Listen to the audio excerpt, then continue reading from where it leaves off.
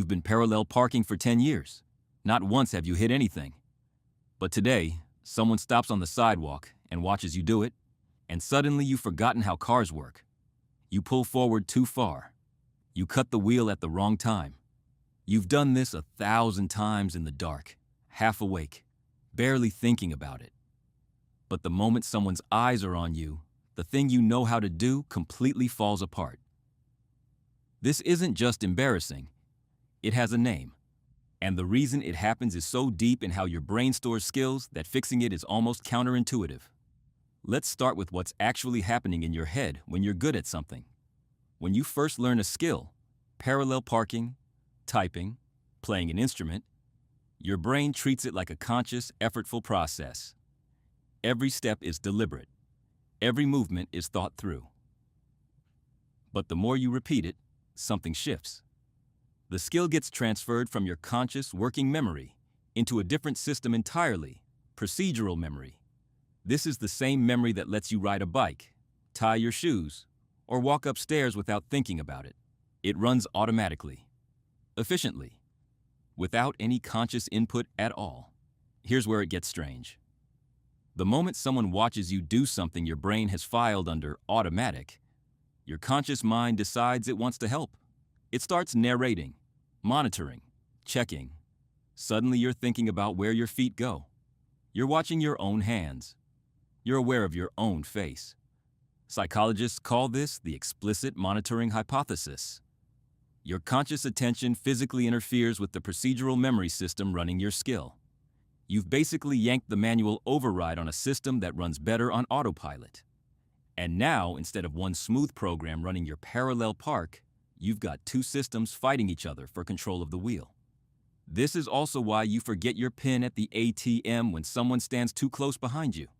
You've typed that number hundreds of times. Your fingers know it, but the moment you feel watched, your brain goes, "Wait, what is that number?" And you freeze. It's also why you suddenly don't know how to walk normally when you realize someone's watching you from across the room. You've been walking since you were 1 year old, but now you're calculating where your arms go and whether your stride looks weird and whether you should smile or just look natural, and you look absolutely insane. Stop there. Telling a joke you've told 50 times and completely tanking it in front of new people. Writing your own signature while someone watches and suddenly it looks like a different person's signature. Introducing yourself at a party and for one horrifying second, forgetting your own name. Same system, every time. Conscious attention hijacking a skill that works best when consciousness stays out of it. Let's look at a few more places this shows up.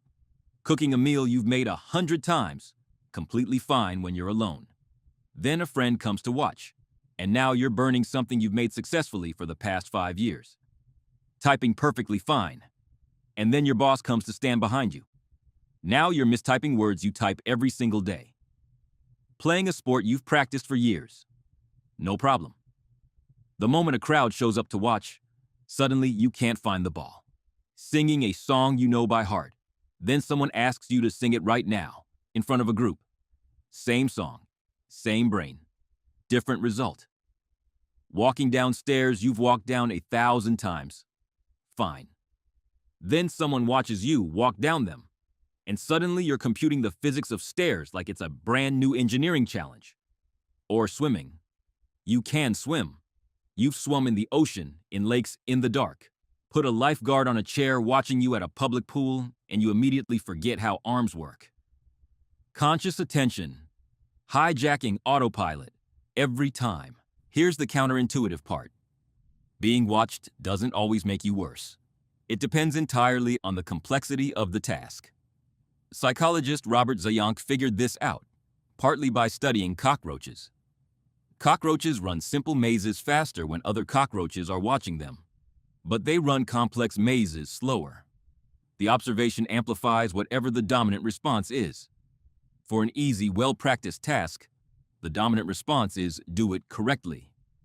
For a complex task, the dominant response is don't mess up.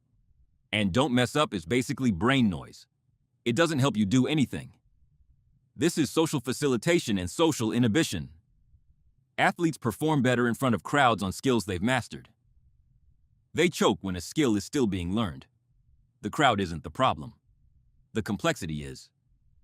So why do you forget your own name? Because what is my name is not actually a simple task when your brain suddenly treats it like one it needs to look up instead of one it knows automatically. The observation flips the switch from automatic retrieval to conscious search, and your brain just stares at the folder and panics. There are two things that actually help. The first is a pre-task routine. The reason elite athletes have rituals before every serve, every shot, every race is not superstition. The routine occupies the conscious mind with something predictable and familiar, leaving the procedural memory system alone to do its job. Your brain can only focus on one thing. Give it the ritual. The second is external focus. Instead of thinking, "Where are my feet?" think, "Where am I going?" Instead of thinking, "How do my hands look?" think, "What does the steering wheel feel like?" Shifting attention from yourself to the task's output has been shown in study after study to dramatically improve performance under pressure. Because the moment you stop watching yourself and start watching the work, the automatic system kicks back in. The skill you spent years building runs clean, the way it's supposed to. You just have to get out of your own way first. Next time you freeze at the ATM while someone is standing too close, give yourself a routine. Look at the keypad. Take a breath. Now do it next time you feel your walk become mechanical when someone's watching. Look at where you're going, not at yourself. External focus. The stride fixes itself. Your conscious mind isn't the enemy. It's just terrible at knowing when to stay in its lane. The next time you freeze mid-parallel park while someone watches, remember, you know how to do this. Your procedural memory has been doing it perfectly for years. The audience isn't the problem. Your brain helpfully trying to supervise everything is the problem. Give it something else to do. It means well.